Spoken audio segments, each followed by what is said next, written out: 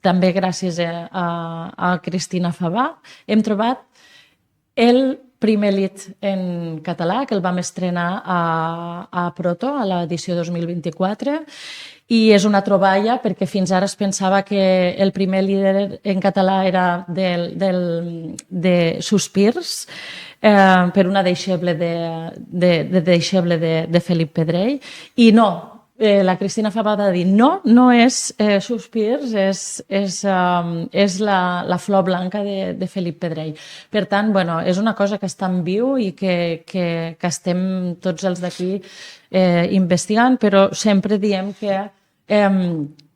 no només hauríem de ser els d'aquí, sinó que allà on hi ha molts diners, que és a les grans capitals, és on hauria d'haver també un moviment importantíssim de programació, d'investigació, d'escriptura, d'editar, de tota la tasca que estem fent aquí humilment en els recursos que tenim, no? Per què a les grans capitals, que és on hi ha diners dels grans programadors, dels grans teatres, dels grans auditoris, com és que l'obra de Felip Pedrell continua estant allí amagada, no?, als arxius?